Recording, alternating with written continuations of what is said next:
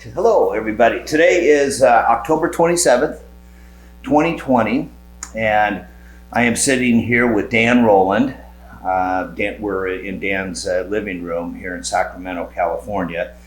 This is the 26th installment of what we call the Legends of the Steel Pipe Business interviews. And one of the main reasons I chose Dan to be part of this today was in 2 weeks' time, on November 11th, 40 years ago, you hired me at Edison Pipe and Tubing. And Edison Pipe, as a national distributor out of St. Louis, had an office in Spokane that you were a branch manager of. And you had hired me and since became my mentor in the steel pipe business. So thank you very much for that. And I just kind of wanted to hear how you got into the pipe business, hear about your career.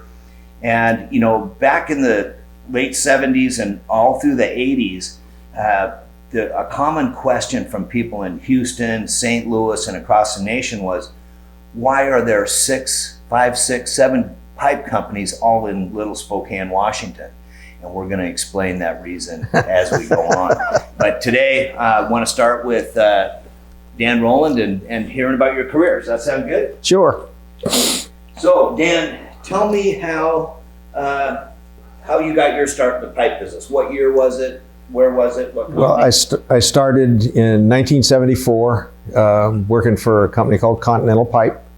Their headquarters were in St. Louis, and they had opened a branch in Spokane, Washington, and based it around the phenomenal success that Rick Bowman was having already in Spokane working for another company. And they hired Rick, and I had known him for a good long time and sat in his office, watched him do what he did, and thought, you know, it looks fun. And he was making good money, and I thought, you know, that is something I could probably do. If he could do it, I could do it. So Sure. Kind of thing. And paint us a picture of what Continental Pipe was like, because they were a St. Louis-based company. Did they have offices all over the U.S.? Or? Actually, at the time, it was kind of this was all based on a model that started in the early 70s with a company called All Steel in St. Louis. And they spun off people as they became disappointed with working for that company and started their own. And a guy by the name of Dennis Berzon and Dan Schuler, with funding from Dennis Berzon's father, went and created Continental Pipe. They hired many of the characters that you've got already in your Legends book. Joe Bergfeld was the sales manager there. Billy Manzer was inside sales. And Jules Eversgard and Gary Lakowski were in inside sales. And at the time, I was the first salesperson that they hired in Spokane besides Rick. But they had sent also from St. Louis 2 people that ended up in Spokane. A guy by the name of Ken Sadler. He had a background with Schuler and knew him well, and they sent him up to be the general manager of the office. He didn't sell pipe, he just was a bean counter and manager. And then Marty Grieshaber also came from St. Louis. And so Marty and I and Rick Bowman and Ken Sadler and one secretary were that office. And over time, as we gradually grew, John Perrodin came on board and Gary Allen came on board. So there were 5 of us, I guess, there. And then they changed the model a bit. The thing that was so fascinating about the pipe business early on is that you owned every part of it, from your initial customer contact to the inquiry to the sourcing of the pipe to making all the calls to the vendors and matching your prices and your profit and your freight and putting the package together and quoting the customer. And Continental Pipe kind of after a couple of years faded away from that. They didn't want the salesman negotiating purchases. So they hired a purchasing agent. That took a lot of the fun out of the business. And instead of you being in charge of your whole package, you ended up having to take the inquiry, hand it off to a purchasing agent who sometimes sat on it for days. And because he was doing 5 people's searching, he supposedly had a greater knowledge, which he didn't, because he didn't talk to the people selling the pipe, and he just wasn't, a fully rounded position in the industry. But that model kind of defeated what Continental Pipe was doing, I thought. And I worked in Spokane for about 2 years, and Fidel Neighbor, who was managing the Los Angeles branch, left and started 101 Pipe. And they came and asked if I would move to LA. And Craig Cryer, who had worked for Fidel, was going to be the branch manager down there, and I would move there and be the assistant manager. And I said, sure. So that was in July of 1976. And I was down there just till November. I was down there 2 months, and Continental Pipe filed bankruptcy. And it was, Continental Pipe was a strange company, and that the whole attitude that they had was, you not only had to be in the pipe business, but you had to exude style and presence, and all of that was high cost. I mean, they had an office in St. Louis that with, well, a good example is Schuler's office that was probably 20 foot square, and lots of wood, and an elephant's foot ashtray, and just all kinds of stuff. And the main bathroom up there was pretty foo-foo. It had a big clamshell for the sink, and all gold fixtures and that stuff. And Dennis Berzon's office was totally wood paneled. The ceilings, the walls, everything with all custom stuff. And but that's kind of what they tried to convey. Bowman loved that. And he loved the fact that he could live in luxury. He used to brag that he didn't own any jeans, which I don't think he did. At any rate, I had a great time there. It was tough getting going because Bowman was not a great teacher. Anything you learned from him had to be through osmosis. I mean, and just hearing what he was doing, and then trying to extract what that part fit you. Right. Now, after Continental had filed bankruptcy, you were down in LA, not 2 months. Yeah, 2 months. And they filed bankruptcy. What the heck did you do? Well, they never paid my moving bill. And so I ended up getting sued for my moving bill.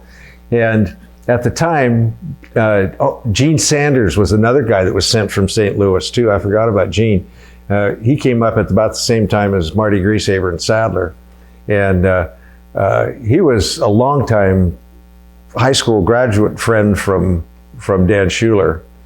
But anyway, Gene and I became very good friends, and I talked to him almost every day from LA. And he hooked up with a gentleman by the name of Jack Yurchuk, who was of international pipe fame. I mean, he knew a lot of people. He knew a lot of the Canadians, but he used to pride himself in not only selling pipe, but he sold anything. In fact, while I was working for the company that they created, it was called Global Union Trading Company. And they asked if I wanted to come back to Spokane, and I said, you pay my moving bill and I'll come back, but I'm not moving without that being paid first. So they sent me $1,000 and I moved myself back. But I worked for about 8 months, and they only had a $50,000 line of credit, and I used that up on my first order. And then we struggled to do business for another 7 or 8 months, and Gene and I could see the handwriting on the wall that wasn't going to work, and that's when we approached Edison Pipe. So you and Gene then had an office in Spokane. Right, there were with Global Union Trading Company. Yeah, there were 4. All of us were in that office. Yurchuk, Gary Allen, Marty Grieshaber, Gene Sanders, and myself. Wow, we're in a little tiny 2-room office. And when I moved back, it was November, and it was after being in LA for 4 months, which was t-shirt and thongs weather. I froze to death moving back there. And we had rented our house when we were going down, and we had to rent a house when we came back. And It was drafty and cold. It was really tough. But anyway, Gene and I approached Edison Pipe, and Jack Politis, and I can't remember his brother-in-law. It was Jim Murphy. Huh? Jim Murphy. Yeah, Jim Murphy, exactly, Jim Murphy. But anyway, those two guys came out, and I can remember we met them at the hotel in downtown Spokane, and we opened the door, and Jack Politis looked at us and said, Jesus Christ, they both got beards. Gene and I just, what? You know? And Politis was a real hardcore guy. I mean, he didn't believe that you were an adult until you were past 40. And which we had just made, by the way. We pitched them on a deal, and they agreed to do it. And Gene and I rented a little two-man office. We sat in one office facing desks from 1976 until 1980, when we relocated, and that came about by. We were selling probably $4 million worth of pipe a year, and we thought, this is big profit, you know, and we're not getting our share. So we said, Gene and I approached them and said, we want more money, and their answer was, sell more pipe. Yeah. And I said, well, if we put together a plan to hire some people and get override on what they do and stuff, he said, make it happen. So we moved into Tapio Office Center, had custom offices built, and we hired 4 sales folks, and Gene and I, and a secretary, and that was May of 1980 when that opened. In fact, Mount St. Helens blew up the weekend of our open house. And that lasted until people kind of filtered off. Some of the people that we'd hired weren't successful, didn't do a good job, or got other better offers from our competitors and left. And that's when you came on board in November of 1980. That's a very interesting story too, how that happened. Rick Bowman had started his own company when Continental Pipe went down, called Bowman and Associates, and your older brother worked for him as a salesman. And he was as frustrated as I was starting the business, because Rick was not a great trainer. He's the kind of guy that said, just go make the phone calls kind of thing. And so Mike and I would talk a lot on the phone, and I kind of trained him or answered his questions more or less as he was progressing. So he and I became real good friends, and that's how I heard about you. And when you came back to Spokane after a summer down in the Southeast, carrying that plaque that said you sold more Bibles door to door than their best peddler, I said, that's the guy I need. I can teach him pipe. I can't teach him to be a peddler, you know. And that just, it worked out really well. You started off and took off, did well. Now, the Edison Pipe, kind of retracting there a little bit, when you and Gene, pitched Jack and Politis and Jim Murphy. Edison Pipe already had an office and I think a small pipe yard back there in St. Louis. Actually, they had no pipe yard at that time. They did. They bought Greenspawn after Gene and I had worked there for about a year. And apparently Jack Politis was a friend from old Bill Greenspawn, and he was getting ready to retire, and they bought the plant, and that became Edison Pipe's pipe yard. Gotcha. Now, Ed, it sounds to me like the Edison Pipe St. Louis had a lot of those old pipe hands, maybe from All Steel. I recognized the Gary Lukowski and George Evergard. Yeah, when Continental went bankrupt, a good share of the Continental people moved over to Edison Pipe because, and it was kind of funny, Politis had a bunch of money, and then also Jim Murphy he owned, I guess, like 6 or 7 men's clothing stores, and he sold them all out. So between the two of them, they had a good share of ready capital. And they did some research and found, and that's how Edison Pipe got the name, was they researched a name that was trustworthy and not offensive to anybody, and came out Edison, Thomas Edison, and so they called it Edison Pipe, and that's how that company got formed. But So that was 1980 that Actually, I had started. Yeah. And we stayed there at the Tapio office center. Right. We expanded. We at one time had 14 people. We moved downstairs and put in a bigger office, and then bought another office in the hallway down the way, and we had a couple salespeople out there. We had two-man offices everywhere because it was my opinion that people played off each other and they helped each other, and they also created a competition. That worked really well with Gene and I. I honestly think that's what made us successful, was the competition between the two of us. And talk about that office downstairs now in the basement. We had at one time, like you said, 14 salespeople. Yeah. You know, I was one of them. And that year, I think we sold almost $20 million worth of pipe. That's a big number back then. Yeah. I mean, because we were buying pipe out of Canada for $306 a ton. Right. I'll never forget that number for some reason. Yeah, when right near the end of the year, we were, it wasn't a 20, maybe it was, I think 17 million was the biggest year we had, but that was still a big number. Yeah. There were some of those guys that were very successful and some that weren't. I mean, you think of the names that were in that office, or Gene Sanders and myself and you and Scott Clary and then Mike Bresnahan. And Mark Rubin, who was how I originally met Rick Bowman. Right. Mark and I went to high school together, and he worked at Alaska Junk and just had glowing remarks to say about Rick Bowman. So that's how I went out and actually listened to him selling. He had two phones, one for inbound, one for outbound. Wow, incredible. And what I tell my guys, I say, you know, that we had this wall in that office, a wall of yellow page phone books. Yep. That was our 1980s internet. Right. And Thomas Register. That's right. And Dun & Bradstreet. That's right. And the only source we had, hardcore paper source of findings, anything about products that we might sell. We encourage everybody to sell everything. I mean, during my career, I sold everything. I sold a boatload while I was at Global Union Trading of slack wax that was on the water, slack wax is what is an oil products derivative that they make dynamite out of. That's the wax that they wrap dynamite paper in.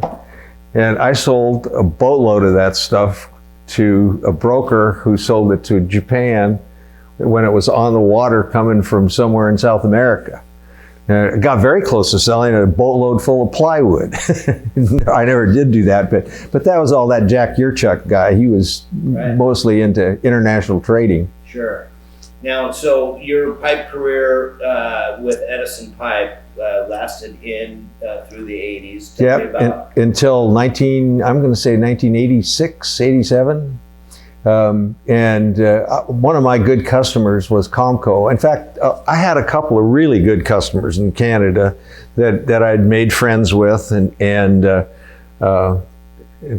fact, one of your questions later is one of the sales that you remember most, and happened to be to a Canadian customer. But we made friends with Prudential Steel and also with IPSCO, and became involved in selling a whole lot of their secondary material as it was coming into the States.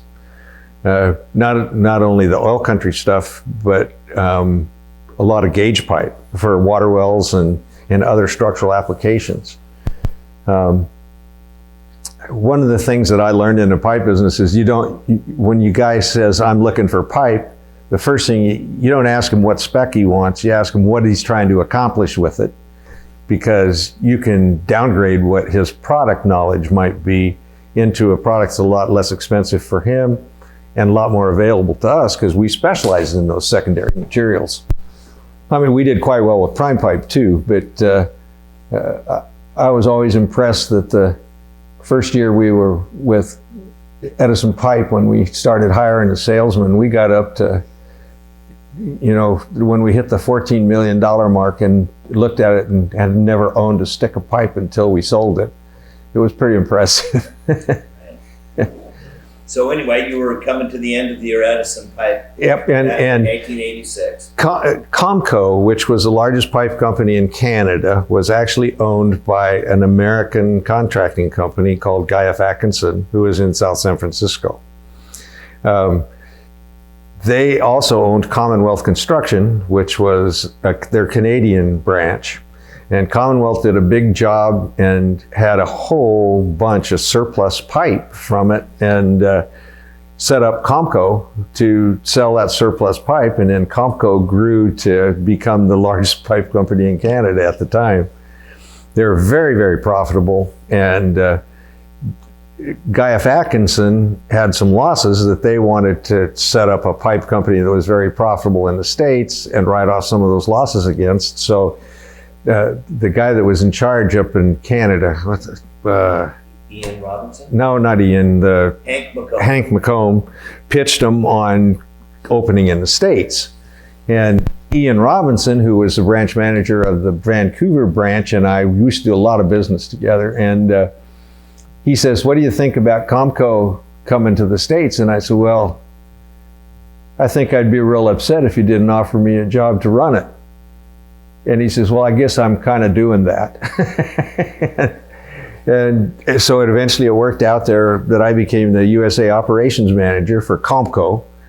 And their initial plan was to open a small brokerage office like we had and get started with people, and then spread those people out to key cities, because they wanted to become a high-end stocking distributor under the business model that they had in Canada. What they didn't count on was the established network of suppliers that existed in those key cities, Seattle and LA. And they kind of developed they had an attitude that build it and they will come. You know, I got pipe, and you tell people you got pipe and they're just going to come at you, which is an antithesis of the reality of what was really going on in the States.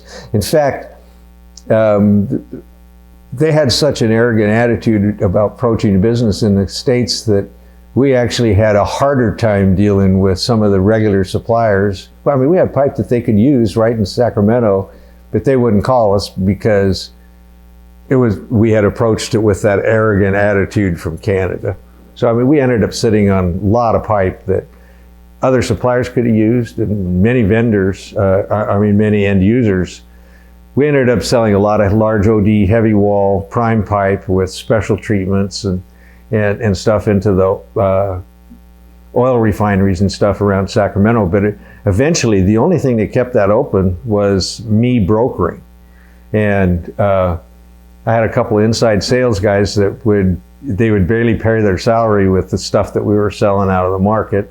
We gradually started picking up a few water well drillers and a few mechanicals and stuff when they discovered that we had the pipe. We tried an outside sales guy who was pretty ineffective, so I started doing that myself too. But finally in 1991, they ended up buying March Pipe in LA. Randy Uchida had run that company for a good while, and they had just built this big, beautiful pipe yard with, I know it was about 10 acres of solid stuff that they had ground in this hard surface and had a big, beautiful warehouse full of pipe, valves, and fittings. And that's the model that Comco thought that they ought to have. So they bought a guy off the street on a 2-year contract that used to be the sales manager for Welded Tube, which was a square tubing house in LA. And his great pride was his golf. It wasn't selling pipe. And he milked the company for 2 years, and when his contract was over, he was gone. But during that time, we had accumulated $5 million worth of pipe in Sacramento. And our net sales every month might have got to 700,000 on a good month. And a lot of it wasn't that pipe. It was stuff that I was brokering from other places around, because I kept doing that. And in 1991, they walked into the office and laid me off, fired me, and also Claudia, who was a sales manager at that same time, and we were out the door. And 2 months later, they ended up closing the Sacramento office completely. And then within a year, the parent company, Guy F. Atkinson, ended up filing bankruptcy because they had 2 dams that were in Peru, and they nationalized those products and never paid them I think there was $400 million worth of outstanding debt when they nationalized that. So Guy F. Atkinson ended up filing bankruptcy, but they owned Atkinson Mechanical, and they owned Wismer Becker and all these other companies, and all of them closed up. No, I'm wrong. Atkinson Mechanical, I think, is still alive even today, but it got pushed off as a subsidiary on its own. As is Comco Pipe and Supply, I believe, but just on a much smaller. Yeah. They've tightened everything up in Canada. I don't know if they're still alive up in Canada, are they? I think there's a couple of stores back in the Manitoba. Yeah, well, they got bought by, I can't remember the name, but it was another big pipe company in the East in Canada. They picked up Comco. Could have been Russell Metals. That's it, Russell Metals, yeah. The ones who had bought Pioneer Pipe down here. Yeah, Russell Metals bought Comco. Yeah, but I believe they're still operating. Yeah. Comco. But so that was 91, 92? Yeah, 91 was when they came in and laid us off. But at that time, Ian Robinson, who had been the branch manager in Vancouver, was sent down here. And when they closed up, he went back to Edmonton working for another pipe company up there. Might have even been Russell Steel. Yeah. And in Edmonton. But I spent the last 4 or 5 months that I was at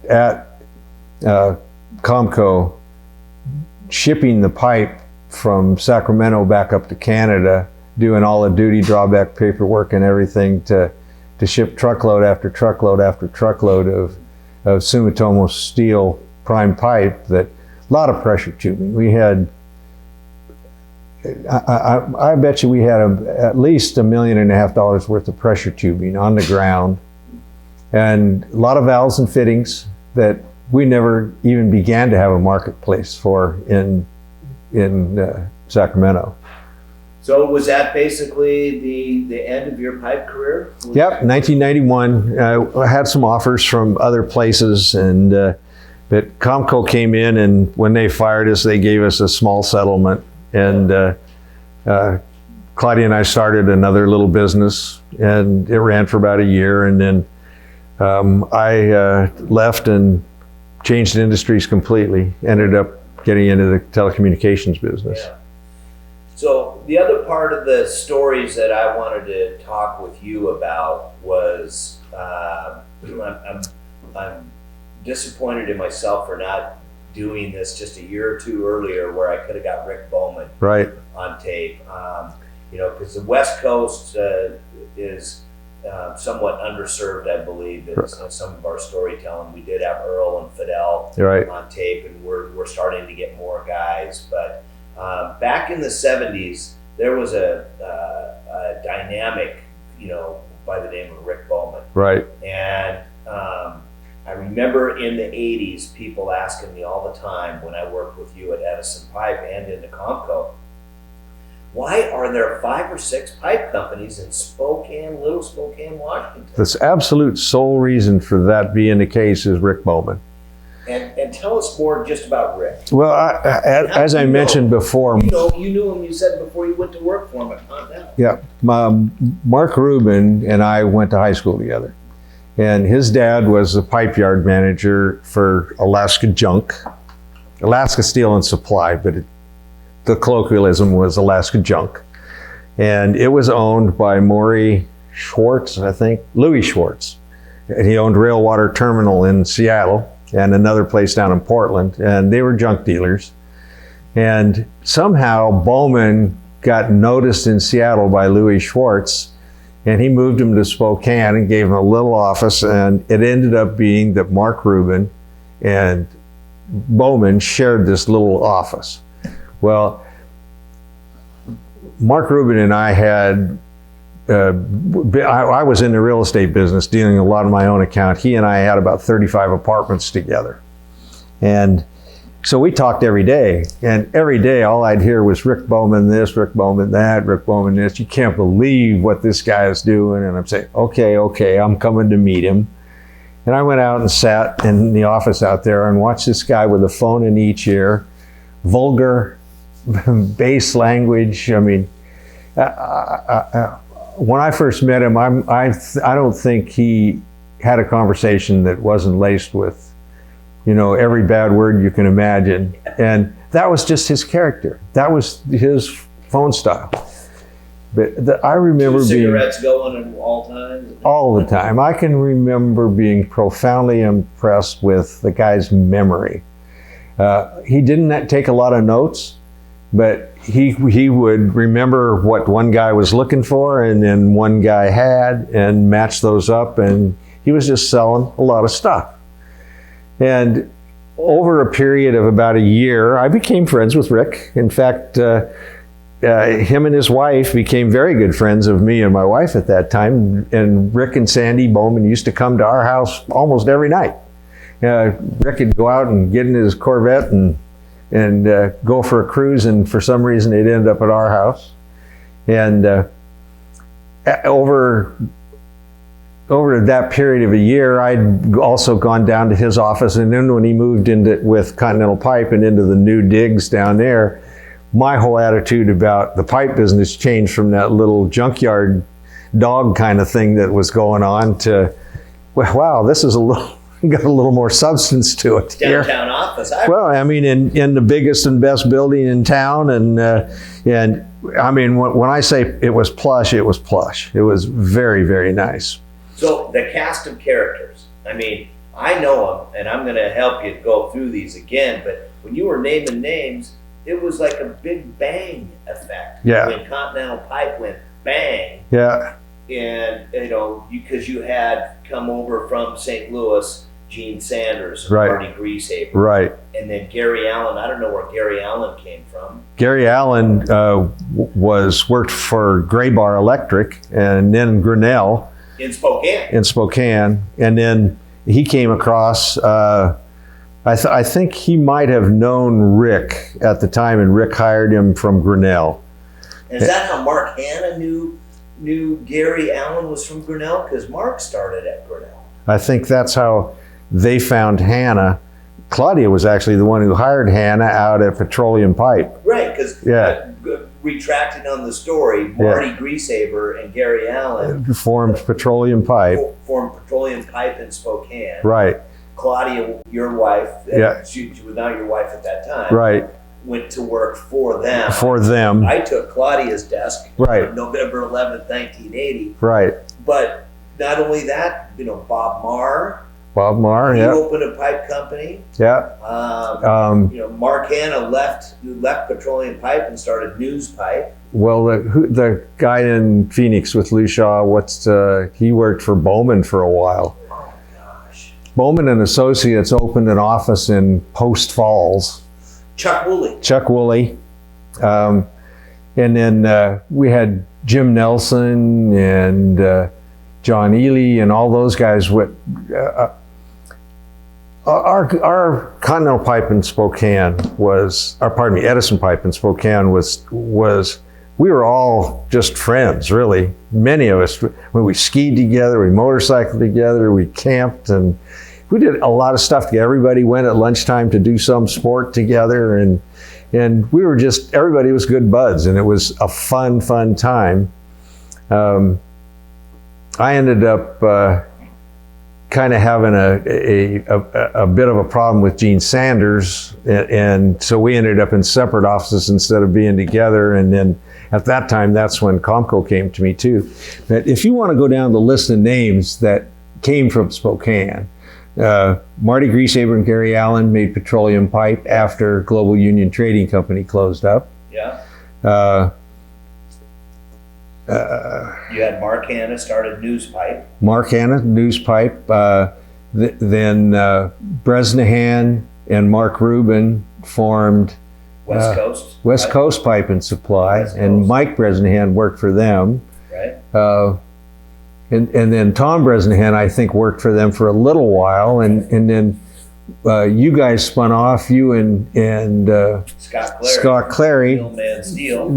Millman Steel, and hired Hanna and Bresnahan and your brother.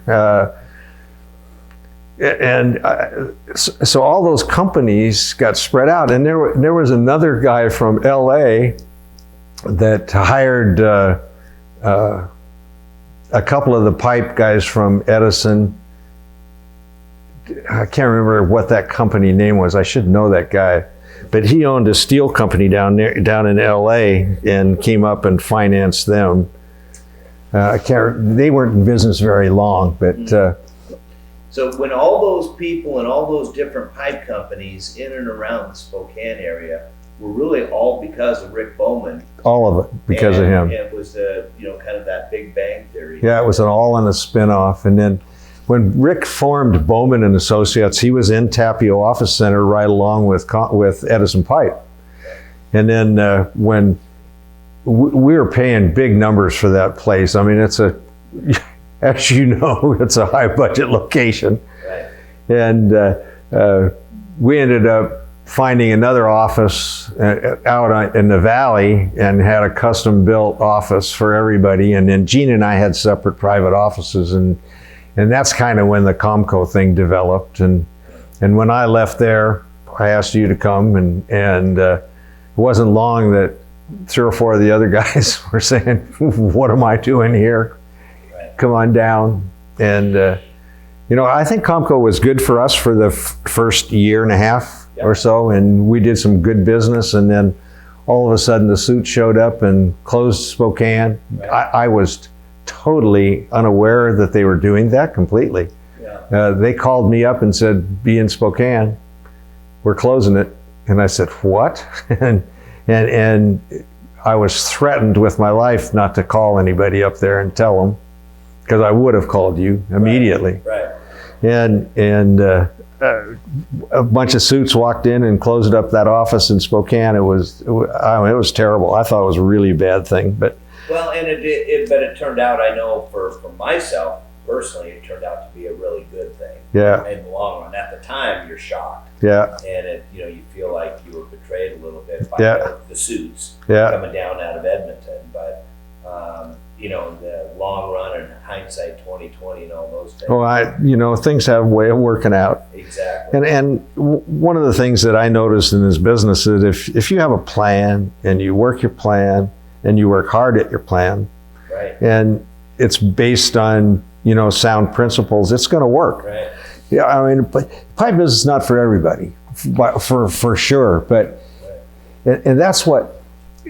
There was a certain paranoia in the brokerage business generated by All Steel and then Continental Pipe and everything. Is you trained up a guy to do what we were doing, which was the whole job, which was make the cold call, find the guy looking, find the pipe, put it together, find the freight. You could do that from any phone, anywhere in the United States. And all you needed was the money to buy the pipe and carry it until your guy paid you. And the paranoia of that kind of business basis, right. All Steel got crazy, and Continental Pipe got crazy, and Edison Pipe got crazy, and that's what made them all go bankrupt. Is that they just were so afraid that everybody was going to steal from them that they'd lost sight of the goal of the business, and all of those companies went bankrupt. Yeah, they sure did. I'm going to switch gears on you and talk to you about the NASPD. The very first convention that I ever went to, you took me to. Scottsdale. It was, my first one. I have a picture of you and myself. your first wife Nancy and Virgil Vandenberg. Oh, right, in right. Houston, Texas. Houston, I remember that. They went to a French museum. Yep. Or went to a museum of fine arts and had Yeah. 5-course French. I remember. I didn't know what fork to use with food. I was 27, 28 years old. I remember that there had just had a hurricane move through Houston, and we actually had 5 days of the most beautiful weather you can imagine in Houston until it started getting muggy again at the end of that. But that was pretty unique. I do remember that one. Yeah, that was 1987, and that was my first one. And then I just showed you a picture earlier of the one in Scottsdale. At Scottsdale. With Chuck Woolley and Rick Damon and you and I on a golf course. What were some of your more memorable ones? Well, the Houston one, now that you bring it up, I remember that pretty well now. And then one in Edmonton that I went to, with Comco, I encouraged them to come down and meet people. And again, the arrogance just exploded in that. And actually, Comco kind of lost interest in NASPD after that particular event. But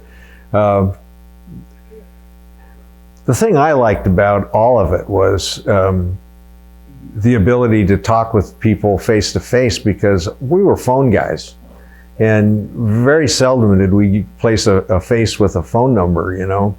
And it was outstanding. But I went to Atlanta. That was a very good meeting. And then that one in LA, and then I went to the one in San Francisco where you were already there and I was no longer in the pipe business. That was outstanding. And then again, the one in Coeur d'Alene, where it treated to a very pleasant weekend there. But I really enjoyed the NASPD primarily because of the face-to-face stuff and the meeting, you know, the Bobby Jacobsons and the Earl Cohens and the Fidel neighbors and stuff that you never ever got to really talk to anything personal. It was always pipe. And you haven't even mentioned your best friend. Oh, Lou Shaw. Well, how about Bill Keegan? Oh, Bill Keegan. I met Bill Keegan. The first time I met Bill, he was working for Kaiser Steel. And I met another bunch of people from Kaiser Steel. We used to buy a bunch of their shorts, and then they moved into, I think, Cypress Pipe, the one that was making the OD casing. We bought a lot of that stuff. And then Bill had a very good relationship with U.S. Steel, and he moved then into to Reno, to Nevada Pipe and Casing for cup berths.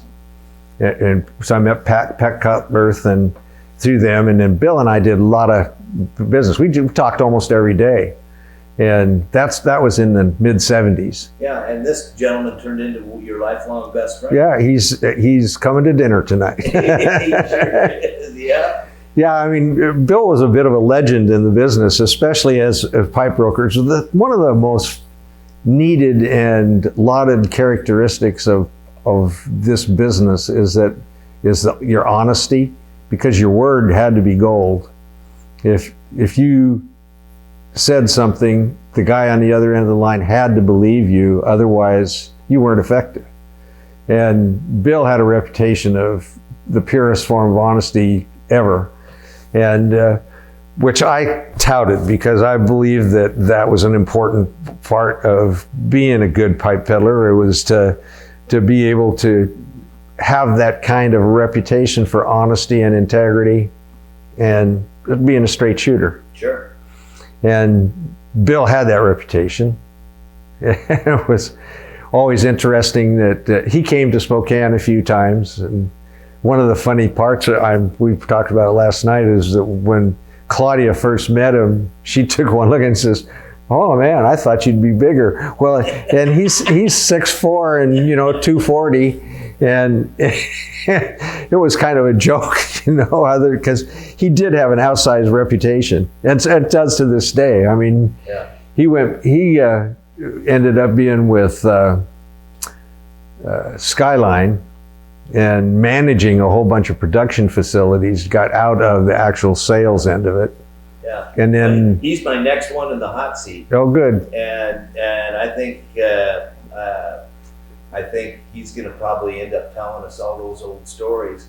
As a matter of fact, I think he's going to crash your interview here in about 30 seconds. So, is there anything that I didn't ask you that you? Well, you had mentioned some deals, significant deals that I remember. I remember the University of Washington Stadium when they were building the second side of the stadium. I went to University of Washington, so it was kind of a unique thing for me. And Reg Fackler was the purchasing agent for a construction company that had the job. And they were, when it collapsed, he called in a panic. He says, I need help, I need help. I need 28-inch 3/8 pipe. And I thought, only one mill I know of that makes that, Stup, So I called Stup, and sure enough, they were able to. Come on in, Bill. Come in, Bill. Oh, I'll get it. And anyway, we ended up getting that deal and supplying it out of Bird Pipe. Bird Pipe, yeah. Hey, Bill. Hey, and it was a unique deal. And I remember when there was such a tangle of pipe that when they were cutting it all loose, there was a lot of safety issues because of the stress. But they ended up shooting a piece of 18-inch half-inch wall, 40 feet long, 500 feet out into Lake Washington. And I mean, what is that, 50 pounds a foot? That's a lot of pipe, flying through the air. 1 ton, 40-foot long toothpick. Yep. and sailing through the air.